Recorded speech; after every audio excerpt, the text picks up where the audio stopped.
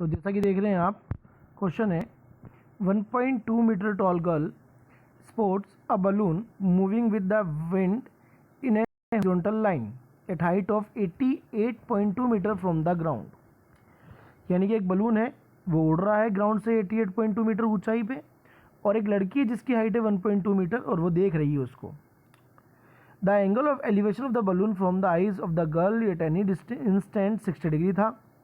After some time, कुछ समय बीता, द एंगल ऑफ एलिवेशन, जो एंगल ऑफ एलिवेशन है वो रिड्यूस हुआ, कम हुआ, कितना हो गया 30 डिग्री।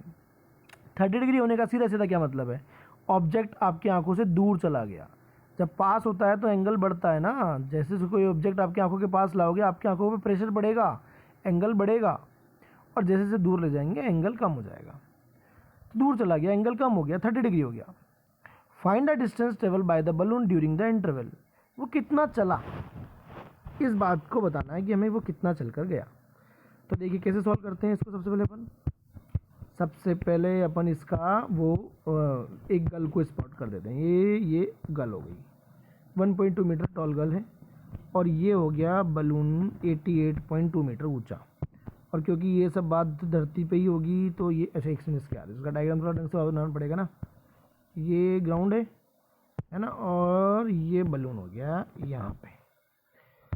अब क्या होगा भाई, ये जो लड़की है ये इस बलून को देखेगी, देखो भाई देखा, यहाँ से ये बलून क्या हुआ, वहाँ आगे आ गया, और अब ये वो लड़की इसको फिर से देखेगी, वो लड़की इसको फिर से देखेगी, अब ये फिर यूँ देखेगी, है ना। तो जब वो यूँ देख रही थी पहले वाले में तो 60 डिग्री था एंगल, और अब कितना हो गया 30 डिग्री। चलो, और हमको पता करना है कि वो कितना चला। तो भैया वो इतना ही तो चला जो मैं ये हाईलाइट कर रहा हूँ, ये यहाँ से यहाँ तक ही तो चला, ये वाइट पट्टी, ये वाइट पट्टी निकालनी है अपन को। तो इस वाइट पट्टी को x मान लेते हैं। लो जी x मान लिया, तो ये बचा हुआ पीला टुकड़ा क्या हो गया, y मान लिया जाए। हाँ, अब आपको पता है लड़की थी 1.2 मीटर की, और ये पूरा था 88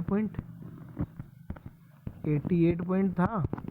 तो अपने काम का क्या रहेगा, अरे अपने काम का तो ये रहेगा ना, 1.2 का कोई मतलब ही नहीं रहा अपने, हटाओ इसको, कितना रह गया 87 मीटर का अपने काम का है।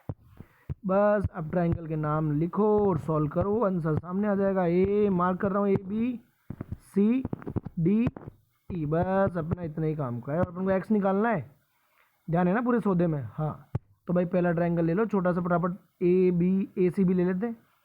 तो ACB के अंदर आ जाओ जल्दी से, ये लो भैया फटाफट कलर बदलो, स्टार्ट करते हैं इन ट्रायंगल।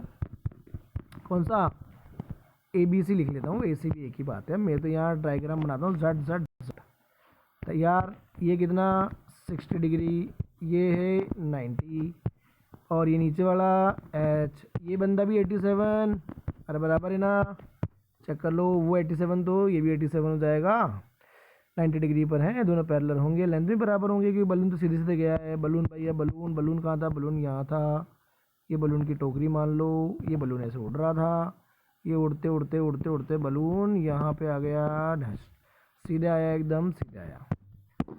तो 87/y, हाँ जी, जैसा आप जानते हैं हम क्या ले सकते हैं, tan थीटा बना लूँ, 87/y, ये आ गया tan थीटा, क्योंकि ये है परपेंडिकुलर, ये है बेस, सामने tan 60 की वैल्यू, tan 60 की वैल्यू कितनी, √3, तो 87/y के सामने √3, तो y बराबर 87/√3। जैसे ही रूट नीचे रैशनलाइज करना पड़ेगा, रैशनलाइज कर देते हैं, कितना हो गया, y = 87√3। भाई ये दोनों बन जाएंगे शक्तिमान, काटो 3 से 87 को, कितनी बार कटा, 2, और 2 उसने दिया 9 बार, इसका मर्डर हो गया इतने टाइम। ये y की वैल्यू आपके सामने आ गई, सेट बाहर। अब चले भाई दूसरे ट्रायंगल में, आओ बुलाओ जी, दूसरा ट्रायंगल कौन सा था, AD, चलो जी, ये AD चोटी का जोड़ लगा देंगे करने के लिए, AD, यहाँ पे एंगल कितना 30 डिग्री। और अच्छा भाई अब ये नीचे वाला पड़ोसी तो जुड़ जाएगा, अरे ये x और y हो जाएगा ना अब, क्योंकि पूरा ट्रायंगल ले लिया ना आपने तो। हाँ, x और y ध्यान रखना, नहीं आए तो बता देना, लिख के फिर समझा दूंगा। ये 87 भाई, फिर से 10 ले रहा हूँ मैं, पता चल गया होगा। 87/x+y, आप कॉर्ड भी ले सकते हैं, वो अननोन अपॉन नोन करके भी कर सकते हैं, उससे भी आंसर आ जाता है।